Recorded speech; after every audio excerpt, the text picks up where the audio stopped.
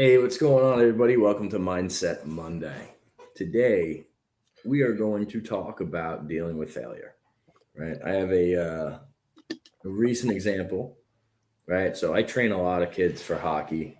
I don't really talk about it. I don't really do it to make money. I do it because I love the sport. I love giving back.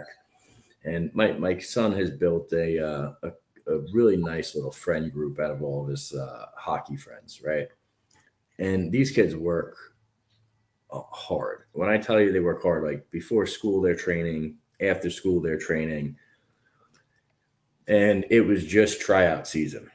Okay. Now a lot of these kids they really haven't been playing hockey all that long, right? So trying out for teams, especially travel teams, and teams where there's a lot of kids in one birth year trying out for only like three teams, and one of the teams actually collapsed, right? So a lot of the kids didn't make it, my son included, right? He's going to wind up playing on a different team, but it's definitely not the team he wanted. And so anytime you can pinpoint this, right? It's he's dealing with failure, and he's dealing with failure at a very early age, right? And I see how a couple of the parents are framing it for their kids, and it's not what I'm framing it for mine, right? I basically told him, hey, look, you've only been playing for a year. You really only started getting serious 3 months ago training. You just have more work to put in, right? You're gonna get there. You're getting better at a faster rate than everybody around you. But it's going to take time, and it's going to take you doubling and tripling down on what you're doing. And I said there's a couple ways to look at this. Like, hey, everything's falling apart, or you can use this as a chip on your shoulder, right? Let this fuel you to train harder, train more, and be better than everybody else. So that way, next time this happens, there's not even a question if you make the team. You're going to be, and I don't want him to just make a team, right? You want him to be a very impactful player for that team. You want him to be able to contribute to that team. And these are all things that go into sports, right? And that's why I always say sports mirrors life, and there's so much that you can pull away from it. Well, I'll tell you this, the day after we had that conversation, I wake up to go do my morning workout. I finish 75 hard.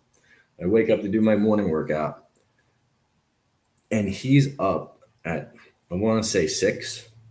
He was already in the garage working out, shooting pucks, and doing everything he needed to do. And I didn't tell him to do that, right? And I think a lot of people try to shelter themselves and their kids and everybody away from these mistakes and failures, right? Instead of teaching them that, hey, this shit's going to happen no matter what you do.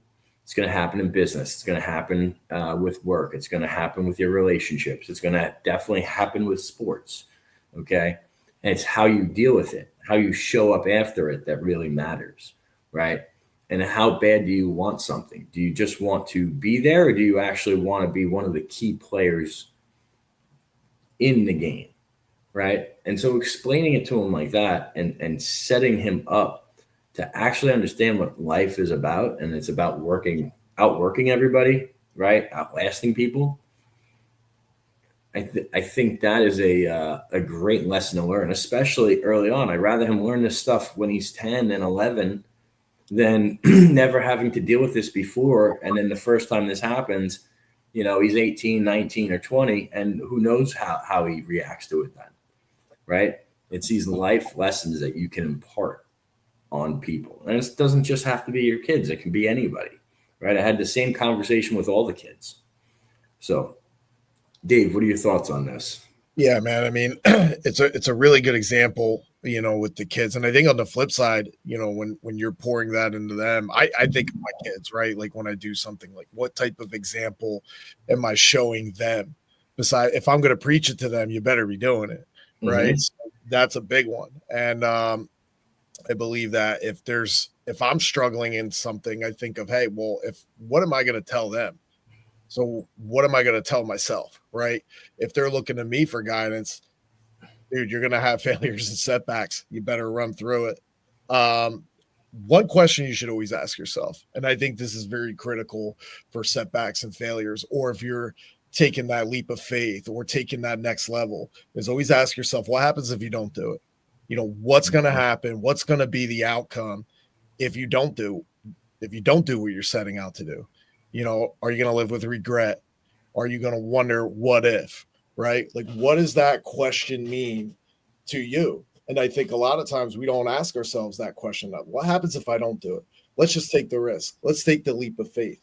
Let's just jump both feet in. We'll figure it out. If I don't do it, what's going to be the outcome? Well, you're going to get nothing, obviously. Mm-hmm. And I think a big thing is we got to learn to thrive more in the uncomfortable. Everybody wants to be feet up, chilling, sucking on a beer, right? Get uncomfortable and teach your kids to be uncomfortable. My son, for his test, he just promoted orange belt, and he has a flexibility issue of getting his leg up higher. So how do we overcome that? We got to stretch more, buddy. We got to get more flexible. Why do I say that? Because that leg flexibility, he's giving him a problem breaking a board.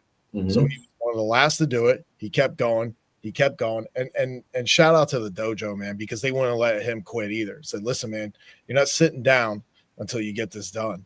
There's no quit in it. You can do it just like this. And that's why I love those guys, man. I let them do their thing. And that's why they love us, because there's a lot of parents that don't let you do your thing, but he kept going and it said, look, man, pause, take a deep breath, focus on what you have to do. And then he snapped it in half, and then I think he surprised himself.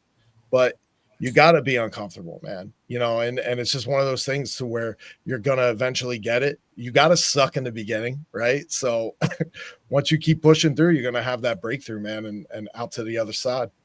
Yeah, I love it, dude. And you're right. A lot of parents do ruin it for their kids.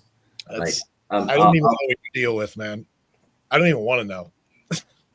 Yeah, well, listen, being and coaching youth sports, you see it all, right? So I am not the easiest coach to play for.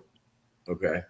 I demand a lot, but I do that so the kids get better, right? That's my only goal, is making sure the kids get better and they become better people too.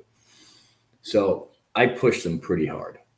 And what I'll tell you is, like, especially in the groups that I train privately, I could make a lot of money doing that. Okay. A lot. I don't. And I choose not to. And I choose not to because I only want to work with parents who get it and parents who stay out of the way and just like literally just, hey, do what the coach says, get this done, work hard, right? Those are the kids I'm looking for. I don't want the problem kids. I don't want the problem parents, because it creates a lot of tension and unnecessary stress. And honestly, one bad apple can ruin the bunch. So we're very selective, right, of who gets to come and train and who doesn't, just because of that. And I'll tell you, it makes a big difference. It makes a big difference with the kids. It makes a big difference with the parents, because everybody's on the same page, right? And that's a big part of this, is like, hey, communication. Hey, what we're doing here is going to be difficult. It's going to be tough, right? There's going to be failures. There's going to be things you don't get. I would tell you probably half the kids made a team, half the kids didn't make a team. Mm-hmm. And now we're just working through all that stuff, right? But if they understand that not making it is not the end of the world, because it isn't, it's meaningless at this point. And all that matters is their development and how they view this, right? If they view this and it gives them a chip on their shoulder to train, to work harder, okay, to be better, well, guess what? Then you just have to remind them every once in a while, when it seems like they're slowing down or when it seems like they're not focused, hey, look what happened. Okay, you weren't on your game for tryouts. Now we're rebuilding from that. So get back on it. Okay. And these lessons stick with you for life. So I think learning them early, as quick as you can, and learning how to deal with it is huge. And that's, if there's any reason why you put your kids into sports, it's that, to develop that, the communication and teamwork, right? And all this shit is so important. And I can't fathom, like, some parents take it away from their kids because they can't handle it, right? It's just not a good way to go about it. What else you got on this, Dave? I think Yeah, I think the big issue, right? And I tell my wife hates when I do it, but it doesn't matter. Like we've already had that discussion. But I think kids or even parents, it's like, look, man, the real world's not going to care. You know what I mean? The real world isn't going to care about your feelings, what you should be giving instead of earn. Like that's not reality. You know, and I think a lot of parents bring that there. Hey, like there's an expectation that doesn't exist. Mm-hmm. Also, like it's the real world. I guarantee you, if you were somewhere else outside of there, it's not going to fly. Most people don't talk about it because they're not paying attention anyway. But if you tried to roll up in somebody's place of business or even a street basketball game, for instance, because it's still very big here, it's not going to happen, man. You'll probably get punched in the face. So, so keep in mind, like a lot of that stuff, and you're doing your kids a disservice by not keeping it real with them. You Yeah. know, oh, you should come through. Like I've been asked before, and they already know the answer. Hey, like, do you think like he earned it? And it's not my call. Like you dictate that. I don't dictate what's going on. If you really want my opinion, you know, here's either yes or no, and here's my opinion. But at the end of the day, like this is your deal, not mine, right? Yep. If you're talking about kids, and you run that, and I'm okay with that, and that's everybody else should be. Oh, he should promote to this. Well, did he earn it? Right? You're setting a poor example of everything is just given, given, given instead of earned. It's not reality. You're setting, man, there's going to be so many kids set up for failure, man. So shout out to you, Mm-hmm. man, you know, being not like a tyrant or authoritative, but keeping it real with those kids because at the end of the day, they'll remember that forever. And it's just like Yeah. you and I in sports to where we remember that together. My favorite people are the coaches I've had in football that I hated at that time. Mm-hmm. And it's plain as Because they taught you something they cared, you know? yeah. And unfortunately, you don't understand that until you're older and then kind of give them their flowers then. But you understand that and you just try to instill that on the next generation coming up. 100%. Well, all right, guys, you heard it here. Share this with someone that needs to hear it. We appreciate you. We'll catch you on Financial Fitness Friday. Take care, guys. Be great, y'all.